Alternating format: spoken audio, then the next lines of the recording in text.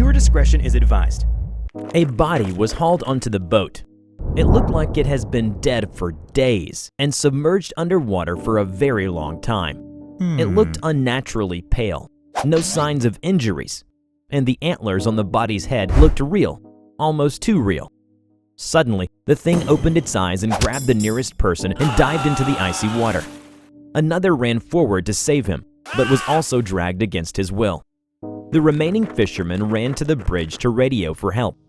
Before they could establish a connection, a spear went through his body and pinned him against the console. No, please, no! Hello everybody, I'm TheRubber. Today, we bring you a SCP Foundation Euclid class object, SCP-924. SCP-924, also known as the Ice Water Man, is a species of pale humanoid. These entities have the appearance of a waterlogged human corpse with the addition of several bony, antler-like growths on the head and a set of external gills located just below the ribcage. To function properly, 924 requires a near-freezing Arctic environment and will lapse into a state of estivation if the water around it arises above 4 degrees Celsius.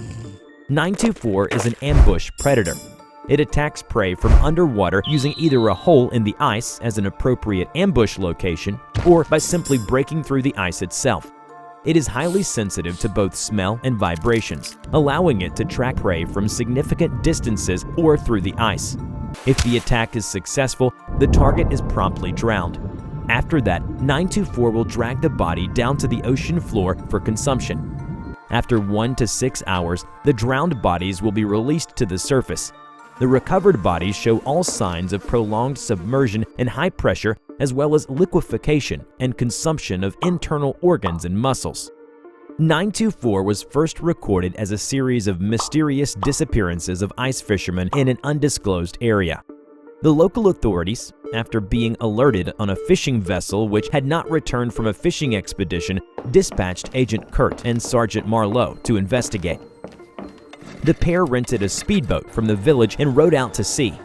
Following the coordinates and information from the villagers, they soon found the fishing vessel.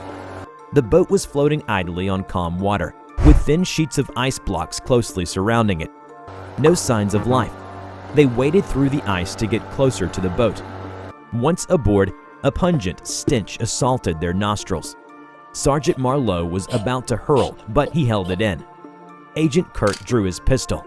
Careful, something's not right here. As they explored the deck, they saw a trail of dried blood. One end of it led towards the edge of the boat. They followed the trail and found themselves in the bridge where it had originated from. There was no body, only bits and pieces of flesh of unknown origins littered along the trail of blood. Sergeant Marlowe couldn't hold it anymore. He excused himself out of the room hastily. Agent Kurt sighed and continued to inspect the scene. The fire axe was secured behind the glass, no signs of struggle. The control console was heavily punctured with a large hole in the middle. Blood covered the broken console. He looked out to the window. The pale sky and gray sea split apart by the horizon with nothing in between. The boat had ventured far and now stranded in the middle of nowhere. As he tried the radio, he heard a scream. He rushed out and saw Sergeant Marlowe stumbling at the edge of the boat. A crude spear had impaled his chest. The sergeant slowly turned around to face Agent Kurt. His expression was blank from the shock. Help me.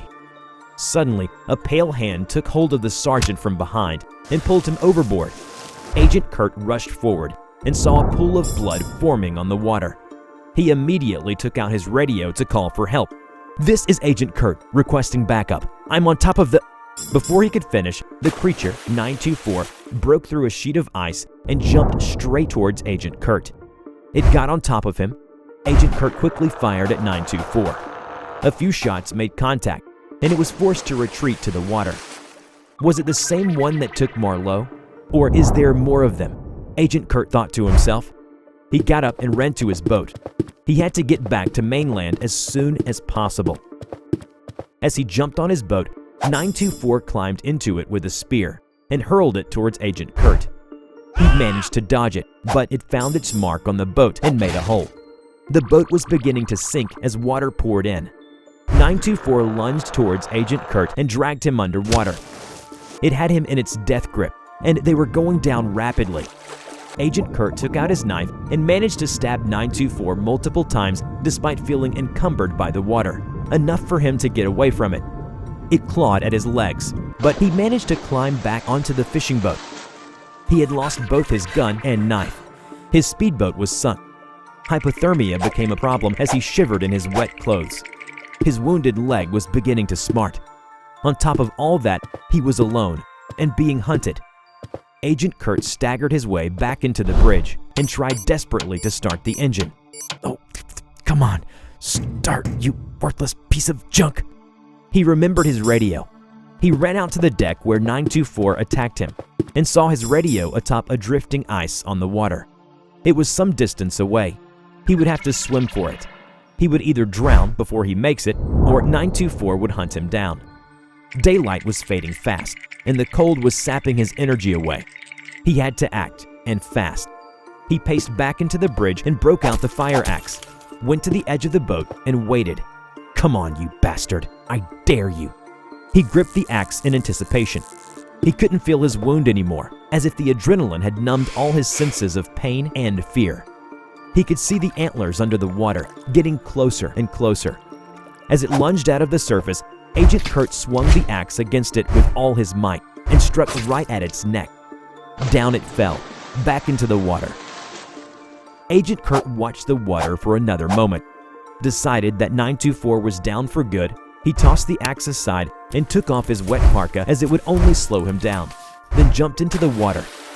He swam with all his energy, and eventually he reached the radio. "This is Agent Kurt calling for help. I'm stranded in the middle of nowhere. I need backup right now. Just go to the village and they'll tell you where. Over." He held his breath and waited. "Copy. Backup is en route. Over." Thank you so much." But his predicament didn't end there. Just as he began to relax, 924 returned. Oh no, no, no, no. Hours later, the backup arrived. They found the radio, but no signs of Agent Kurt. Soon enough, they found him, along with Sergeant Marlowe. But they were already dead. Their insides were emptied out, swaying lifelessly to the rhythm of the water. Remember to check out my new animation channel, TheRubber Talks, where I share my life story, thoughts, and opinions. Just click on the link in the description to enter TheRubber's world. Before we end this video, we are proud to present these incredibly sweet pieces of fan art. A big thank you to all of you. You can now send us your fan art, and we will be more than happy to show off your best art piece in our next video. Check out our description below on how to submit. I hope you enjoyed today's video. Which SCP do you want to see in the next video, and why it is interesting? Let us know in the comment below. We will draw your story and share it with the world. Don't forget to click like, subscribe to the channel, and hit the bell. Please share it to your friends if you like this video.